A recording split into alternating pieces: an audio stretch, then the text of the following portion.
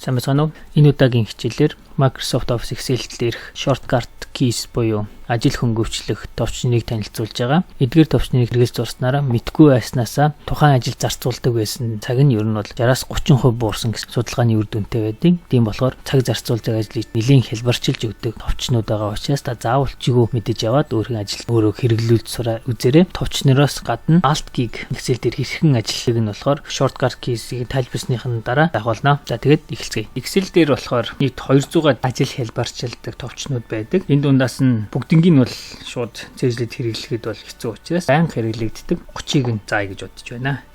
За эхнийх нь хамгийн олон хэрэглэгддэг та бүхэн бас мэдж байгаа гэж бодож байна. Copy, Ctrl C. Дараачих нь үйлдэл нь болохоор paste хийдэг. Ctrl V гэж хуулчаад copy хийсэн зүйлээ хуулдаг. Copy paste-тэй ер нь бол адилхан Office-ийн бүх Excel, Word, PowerPoint энэ дээр бүгдэн дээр нь хэрэглэгддэг бас нэг товч байдаг. За энэ нь болохоор Ctrl B гэдэг bold болгодог, Ctrl I гэдэг italic болгодог, Ctrl U гэдэг доогуур нь зураастай болгодог. Энэ гурван товчийг бас ер нь бол хэрэглэдэг. Bold-ыг нь болиулахтаа бас адилхан Ctrl B, italic-ийг нь болиулахтаа болохоор бас Ctrl I, доогуур нь зураасыг нь бас адилхан Ctrl U гэдэг буцаагаад ажиллах боломжтой. Үүний дараагаар их хэрэглэгддэг болох үйлдэлийг нь буцаах буюу Ctrl Z. Саяны хийсэн хуулснаа буцаа. Эсвэл дахиад бүр буцаах юм бол саяны бичсний хүртэл буцаах. Ctrl Z. За харин саяны хийсэн үйлдэлээ буцаадаг товчлуур байдаг. Ctrl Y. За тав дахь нь болохоор Ctrl Y. За энэ нь яадаг юм бол хийсэн үйлдэлүүдээ Ctrl Z-тэй буцаасан бол үнийг буцаадаг ийм товчлуур байгаа. Ctrl C-гэр бол copy хийжсэн бол cut гэдэг. Ctrl X. Үнийгээр болохоор cut хийсэн зүйлээ тухайн нүдэн дээр байсан зүйлийг нь өөр газар гуйлж тавина. Тухайн анх байсан утгыгаа болохоор арилгадаг ийм товчнууд байгаа. За тэгээд мөн их хэрэглэгддэг Ctrl C. За Ctrl C нь болохоор хийсэн файлаа хадгалах save shortcut key нөө.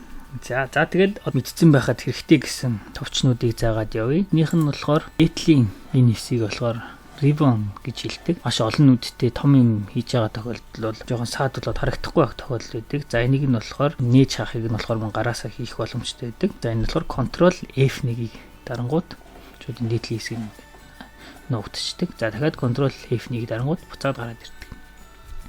За ийм нэг shortcut key. За мөн таны Ctrl C-гэр болохоор зүгээр save хийжсэн хадгалсан байсан нэрэн дээрээ save хийжсэн бол F12-ыг дарах юм бол save as хийдэг. Save as хийдэг байгаа. Шууд save as гэд гараад ирнэ гэсэн. Нэрийг нь өөрчилж хадгална гэсэн үг. Дараагийн танилцуулах өсөлт нь болохоор F2. За F2 нь юу хийдэг вэ гэх юм бол ийм утгатай нүдэн дээр юм бичингүүд шууд дараад бичигдчихдэг байгаа. За харин F2 дээр дарангууд тухайн утга руу шууд утгыг нь шууд edit хийх боломжтой. Энийг нь гараасаа шууд тохируулж өгдөг ийм shortcut key байгаа. Ready дээр нь байхад энэ ready дээр байхад дээр нь шууд утга оруулъя гэж бичингүүд дараад бичдэг. Харин F2-ыг дарах юм бол edit болчихж байгаа.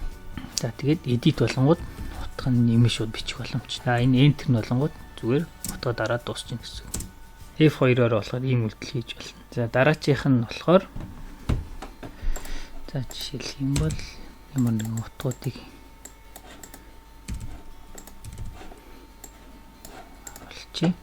Ctrl F байгаа. За энэ яадаг юм бол энэ нүдэн доторх утгыг нь хайх гэсэн shortcut key BB гэдэг чинээс шууд бичээд хайх юм бол утгуудыг нь шууд хайгаад явчихдаг. Энийг нь болохоор Ctrl F-ээр. Дараачих нь мэдэх хэрэгтэй зүйл нь болохоор Ctrl H. За энэ нь болохоор хайсан утгыг нь өөрчилдөг. Replace хийхийн товчлсон товч байгаа. За энэ чинь болохоор жишээлх юм бол CC гэж бичиж өгөөд replace all гэдэг дараатангууд бүх BB гэж бичсэн байсан нүд утгыг бүгдийг C болгож өгдөг. Ийм үйлдлийн товчлсон key байгаа. Дараачих нь болохоор Ctrl A. За энэ болох юм бол энэ шийтэн дэх байгаа бүх утгуудыг шууд сонгодог. Ийм key. За мөн их хэрэглэгддэг дэс нөх юм бол Ctrl P. Ctrl P-гээрээ хэвлэх зэвсэг рүү орчноо. Дараачих нь тайлбарлах нь болохоор Ctrl 1 дарангууд тухайн нүднийх нь Format Cells гэсэн хэсэг гарч. За тухайн утгад нь юу оролцсон байгаа. Бүгдийн төрөл нь юу юм бэ гэдгийг Ctrl 1-ээрээ шууд гаргаж ирэх боломжтой гэсэн. Дараачих нь key нь болохоор control ер нь тэмдэгтүүд зүүн, баруун, дээшээ доошоо гэсэн. Эдгээр нь болохоор яадаг тэмдэгтүүд гэх юм бол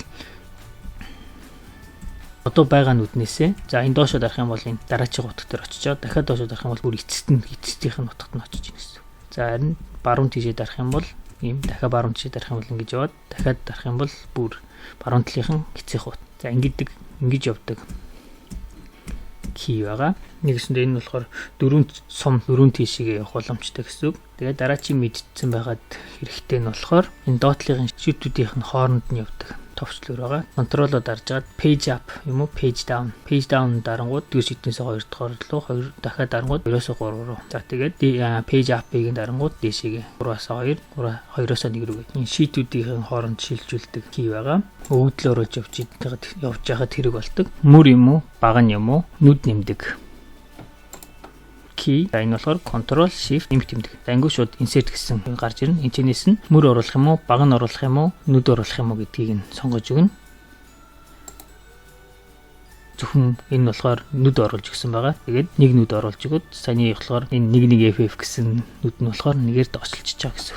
За дахиад мөр оруулах нь. За хүн баганыг бол имерхүү маягаар шууд оруулаад явчихна. Харин устдахыг нь болохоор контрол хасах. Контрол хасахынгууд delete гараад ирж байна. Тэгэхээр мөр арилгах юм уу? Баг нь арилгах юм уу? Нүд арилгах юм уу гэдгийг имерхүү маягаар ажиллаа урдсах боломжтой. Дараачих нь болохоор энэ багныг тэр чигээрээ сонгох. Контролоо дарж агаад space дарангууд шууд багныг тэр чигээр сонгож чинь. За тэгчээд энэ багнаа сонгочоод түрүүнийх шиг control shift нэмэх гэх юм ба шууд баг нь нэмэгдээ явчихдаг байгаа. За энэтэйг адилхан мөрийг хэрхэн сонгох вэ гэх юм бол shift-ээр дарж агаад space дарангууд мөрөө сонгож чинь гэсэн. Тэгээд control shift нэмэхэд дарах юм бол шууд мөрөө нэмэгдээ явчих болно. Мөн control хасгаад дарах юм бол шууд мөрөөр нь устгаа явах боломжтой. Шинээр sheet нэмэхэд бас мөн адилхан товчлох key байдаг. Shift F1-ийг дарангууд шууд шинээр sheet нэмэгдчихэж байгаа. Шин хуудас нэмэхэд бас мөн адилхан control N-ийг дарах юм бол шууд энэ чинь шин хуудас. За энийг нь болохоор ер нь бол Excel дээр болохоор энийг нь book гэж нэрлэдэг байгаа. Шин book үүсгэхдээ болохоор control N-ийг дарах юм бол шууд шинээр үүснэ гэсэн. За мөн нэлээд мэдсэн байхад хэрэгтэй хүүхдүүдийн нэг болох фильтр. За энийг хэрхэн бас амархан гараасаа шууд хийлгэж болдог. Тест өгдөл худлаа өгдөл оруулчих.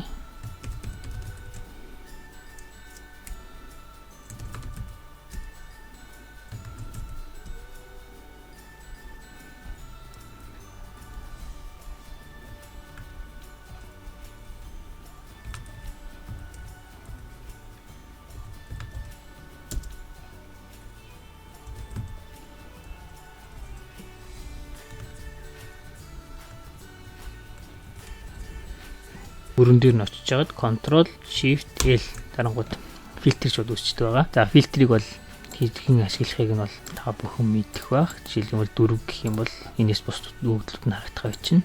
Select all болох юм бол буцаагаад бүгдээрээ гаргана. Жишээлбэл бол чинь 12 гэдэг адилхан настай байлаа гэж бодох юм бол 12-тойг нь л зөвхөн харуулъя гэх юм бол иймэрхүү байдалтайгаар. Энэ фильтрийг нь бас бол control shift L ингээд арчингууд гарч ирнэ.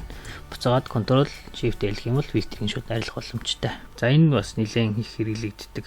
Танд хэрэг болох байх гэж бодож байна. За үе нэг ийм алдаа гарч ирдэг. За нэг жишээлбэл нийлбэрийн олцсон ч юм уу ийм байжгаад энэ доторх утгын өөрчлөлтөнд үр дүн өөрчлөлтөг үнийг тохиолдлууд бас гарч ирээд идэг. Энийг нь дахин бодуулахын тулд энэ шийдэн дээрх бүх тоонуудыг өөрчилчээ дахин нэг бодож функцүүд нь яг ажиллаж байгаа гэдгийг бодуулахад болохоор control F9 гэдэг товчоор болох юм бол бодуулдаг байгаа шүү. Тэгэхээр ер нь shortcut key-нүүдийг болохоор нэлээ их хэрэгэлдэг байгаа. За үүнээс гадна alt key бас хэрэглээд мэдчих юм бол нэлийн ажлыг бол хөнгөвчилж ирдэг байгаа. Та бүхэн alt key-г дараад үзээрэй. Тэнгүүд иймэрхүү маягтайгаар өсгөнүүд нь ч гарч ирнэ. Энэ өсгөнүүдийн дагуу дараад явах юм бол энэ дээр харагдаж байгаа функцүүдийг шууд маусаа аваачихгүйгээр гараараа хийгээд явах бас боломжтой байдаг байгаа. Энэ үдэн дээр одоо нийлбэрийг олохгүй байгаа шүү дээ. Энэ одоо энэ U хэсгийг одоо дарах юм бол энэ ч дарагдаж байна. За энэ чинь одоо энийг нийлбэрийг нь олъё гэдэг. Тэгэх юм бол одоо S үсэг дарах юм бол энийх нь сам бүсэн функц шууд ороод ирж байна гэсэн. За яг саяныхтай адилхан нэг давтаад үзье. Алтаа дараад одоо энэ home гэдгийнх нь ээж дээр дараад саяныхтай адилхан юу гэд энэ одоо болохоор энэ максимыг хамгийн их утгыг нь олж үзэх юм бол ийм үсэг тарангууд нэг өсөндөө гараасаа шууд энэ дээр байгаа менюнуудын утгыг нь шууд дараад үсэг дараад явчих боломжтой байдаг. Ингэснээр хоёр гараараа ажиллаа хийж байгаад заавалчгүй маусаа чирж аваачаад хайж яваад энэ функцнуудыг хайж яваад дарах бол шаардлагагүй. Хурдан ажиллаа хийгээд явах боломжтой байгаа шүү. Энийг Alt key-г бас хэрэглээ сурсан байгаад нэлээд цааш ажлыг чинь бол хөнгөвчлж өгнө. Дахиад нэг жишээ болгоод нэг үзүүлье. Alt-а дарж байгаад P руу ороод жишээлх юм бол утасныхын хэмжээсийг нь өөрчлөгээд энэ болохоор SZ байна те. SZ. За тэгээд нэг шүү доошоо шууд дарангууд явчихын. Тэгээд A4 болгох. Иймэрхүү байдлаар гараасаа шууд функцүүдийг нь хэрэглээд явах боломжтой байгаа. За мөн дахиад нэг хэлбэрчлэх нэг аргууд байдаг. За энэ хамгийн зүүн дээдлэлт байдаг. За энэ чинь болохоор таны хүссэн командуудаа нэмээд оруулах, функцүүдийг нэмээд оруулах боломжтой байгаа. За жишээлх юм бол зүгээр нийлбэрийг олдгийг ийшээ нэмээд оруулчаа гэгээд ийшээ нь оруулаад окей дарангууд энэ чинь нэмээд гараад ирдэг байгаа. Энэ утгыг арилгах чи. Энийг нь болохоор бас саяны Alt-тайгаа адилхан Alt-а дарж байгаа. Энд чинь 4 дээр нь дарангууд шууд нийлбэрийг олдсон гэсэн. Нэг ясны энэ чинь өөрхөн тогтмол хэрэгэлдэг команд функцүүдийг шууд нэмээд оруулах юм бол Alt-а дарж байгаа тоогоор шууд орлоод өгөх юм бол ажил чинь хурдан явагдах болов уу гэж бодож байна. Тэгэхээр shortcut key нарыг эхлээд хэрэглэхэд бол дасахгүй нэлийн эвгүй ээж магадгүй. Гэхдээ компьютерийн дэлгэсний хажууд ч юм уу листийг нь гаргаж ирж тавьж байгаад хэрэглээд заанчих юм бол таны ажлыг бол маш хөнгөвчлөн та ажиллаа маш хурдан хийж дуустдаг болно. Ийм болохоор дээрийг та заавал хэрэгэлж сураарай. Анхаарал тавьсанд баярлалаа.